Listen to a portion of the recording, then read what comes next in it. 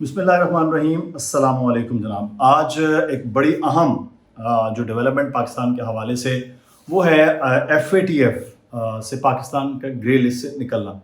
बहुत सारे लोग अब इस क्रेडिट लेंगे, बहुत से इदारे लेंगे और मौजूदा हुकूमत जिसकी वजह से पाकिस्तान ग्रे लिस्ट में गया वो अब इससे ग्रे लिस्ट से निकलने का क्रेडिट लेंगे। आज की वीडियो में हम आपको बताएंगे कि ये FATF का इदारा बुनियादी तौर पर क्या है, इसकी ग्रे लिस्ट से निकलना क्यों ज़रूरी है, और आज ये भी बताएंगे कि पिछले तकरीबन जो 3.5 साल रही है ये हुकूमत, उसने 2018 में पाकिस्तान को किस हालत में लिया था ग्रे लिस्ट में और उसके बाद क्या इक़दाम किए, और आज का दिन पाकिस्तान के लिए जो एक अच्छी खबर ला रहा है उसके क्या असरात होंगे। तो ये आज की वीडियो में हम बुनियादी तौर पर बात करेंगे। आप हमारे साथ रहिएगा बस, क्योंकि नया चैनल है पाकिस्तान की खबर, तो इसको सब्सक्राइब कर लीजिएगा, वीडियो को लाइक कर दीजिएगा। आगाज़ करते हैं। सबसे पहले तो मैं आपको ये बताऊं कि ये FATF बुनियादी तौर पर इदारा क्या है। फाइनेंशियल एक्शन टास्क फोर्स ये एक ऐसा इदारा है जो 1989 में यानी 1989 में बनाया गया था। इसका जो मकसद है वो सियासी अज़्म देखना है कि पूरी दुनिया में किस तरह से चीज़ें चल रही हैं। फिर ये मकसद है कि दुनिया में जो ये ट्रांजैक्शन हो रही हैं, लोगों के वहाँ पर जो पैसा चल रहा है वो किसी तरह से दहशत गर्दी के ख़िलाफ़ तो इस्तेमाल नहीं हो रहा, टेरर फाइनेंसिंग जिसे कहते हैं इस्तेमाल तो नहीं किया जा रहा। साथ ही साथ ये भी उसमें है कि ये मॉनिटर किया जाए कि यहाँ पर जो काला धन है वो सफ़ेद तो नहीं किया जा रहा है। ये वो तमाम तर चीज़ें हैं। 2018 में क्या हुआ, अब मैं इसके बता दिया कि ये क्या इदारा है। 2018 में ये हुआ कि इस इदारे ने पाकिस्तान को ग्रे लिस्ट में डाल दिया। पिछले 2013 से लेकर 2018 तक किसकी गवर्नमेंट थी? मियां नवाज शरीफ साहब की, पाकिस्तान मुस्लिम लीग नून की। तो जिस तरह से टेरर फाइनेंसिंग की शिकायत आ रही थी, जिस तरह से काला धन करने की शिकायत आ रही थी, मनी लॉन्ड्रिंग की शिकायत आ रही थी इंटरनेशनली तौर पर, तो फिर मजबूरन FATF ने पाकिस्तान को ग्रे लिस्ट में डाल दिया। अब जब ग्रे लिस्ट में डाल दिया जाता है कोई मुल्क, तो उसमें होता क्या है?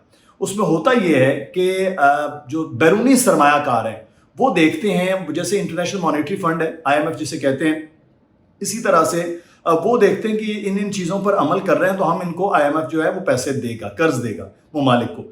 अब जब ग्रे लिस्ट में FATF ने डाल दिया है, उसके बाद बैरूनी सरमायाकार पीछे चले जाते हैं।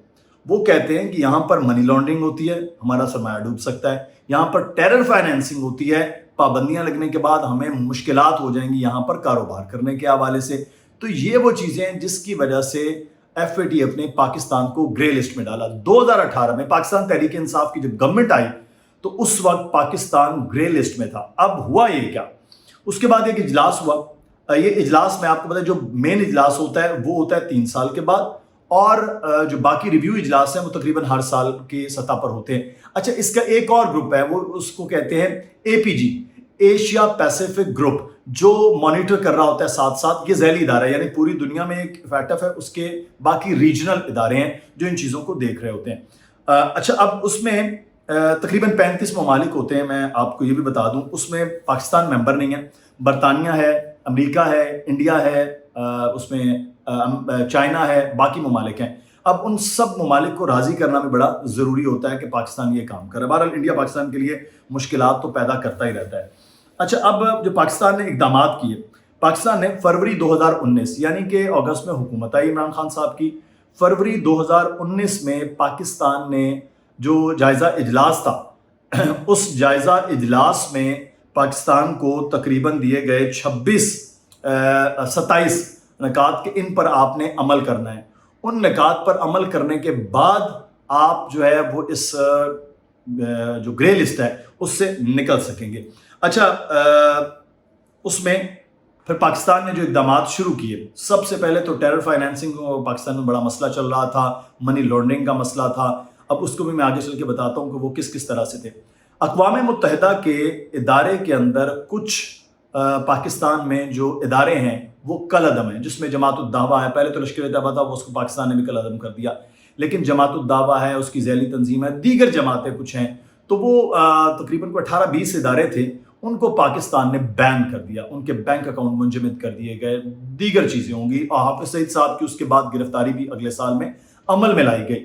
تو یہ وہ تمام تر چیزیں تھیں جو حکومت نے اس گرے لسٹ سے نکلنے کے لیے اقدامات کیے جو مسلم لیگ نون چھوڑ گئی تھی. اور حماد اظہر صاحب کا اس پہ بہت زیادہ بڑا ہاتھ ہے اور ان کی ٹیم کا, پاکستان کی جو بیوروکریسی ان کے ساتھ کام کر رہی تھی وہ, اور ہدایات عمران خان صاحب کی مکمل تھی کہ اس کو چیزوں کو حل کرنا ہے. اچھا جی, اس کے بعد اجلاس جو 2000 میں نے بتایا نا 18 سے 21 تک پاکستان کی کوششوں کا جائزہ جو ہے وہ آج کے اجلاس میں, وہ جو 3 دن کے لیے جاری, اس میں اجلاس میں لیا جا رہا ہے, جس میں 2018 میں جو پاکستان کو گرے لسٹ کا حصہ بنایا گیا تھا. جب 2018 میں جب پاکستان گرے لسٹ کا حصہ بنا تو پاکستان میں اس کے بعد بیرونی سرمایہ کاروں کی جو تعداد ہے وہ انتہائی کم رہ گئی. یعنی کہ اگر 100 بیرونی سرمایہ کار ہیں تو وہ صرف اور صرف 10 سے 15% رہ گئے تھے. باقی سارے بیرونی سرمایہ کار واپس چلے گئے. کیوں؟ کیونکہ FATF نے پاکستان کو گرے لسٹ میں ڈال دیا. اب اس کے بعد جب پاکستان نے یہ معاملہ شروع کیا 2018 سے لے کر تو 2021 تک کا جو معاملہ تھا, اس میں پاکستان نے 26 نکات پر مکمل طور پر عمل کر لیا, اس کو مان لیا گیا اور سراہا گیا. 2 نقطے تھے, ایک تو قانون سازی کرنا ٹیرر فائنینسنگ کے حوالے سے, اور دوسرا اس کی امپلیمنٹیشن. یہ چیز تھی جس کے اوپر یہ کہا گیا کہ یہ فوری طور پر یہ کیا جائے. اس پر جب تک عمل نہیں ہوتا تب تک جو چیزیں ہیں وہ نہ کی جائیں. 2020 میں قانون میں پھر پاکستان نے ترمیم کی, ایک قانون میں ترمیم ہونا, آپ یاد ہوگا اس وقت کی اپوزیشن جماعتوں نے بہت کھپ ڈالی کہ جناب مدارس پر پابندی لگائی جا رہی ہے, یہ FATF کے آگے جھک گئے ہیں یا امریکہ کے آگے جھک گئے ہیں, یہ وہ ساری چیزیں تھیں. آج کریڈٹ لینے کے لیے حکومت دیکھیے گا آگے ہوگی, لیکن اس وقت یہ حکومت اپوزیشن میں تھی, انہوں نے بڑی اس کی مخالفت کی. کیوں مخالفت کی؟ کیونکہ منی لانڈرنگ میں بڑے بڑے نام اس حکومت میں بیٹھے ہوئے ہیں. ٹیرر فائنینسنگ کے اوپر جس قسم کے الزامات ہیں وہ بھی اس حکومت کے کسی نہ کسی طرح سے مذہبی جماعتوں کے لوگ وہ حصہ ہیں. تو یہ وہ چیزیں تھیں جس کی وجہ سے معاملہ یہ تھا کہ ڈو مور, کہ مزید آپ کو 1 سال دے رہے ہیں.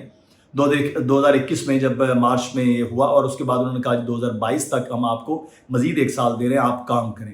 پھر اس کے اوپر کام کیا گیا پاکستان کی جانب سے, پھر باقاعدہ کچھ گرفتاریاں ہوئیں, امپلیمنٹیشن ہوئی, پاکستان نے بڑی کوشش کی.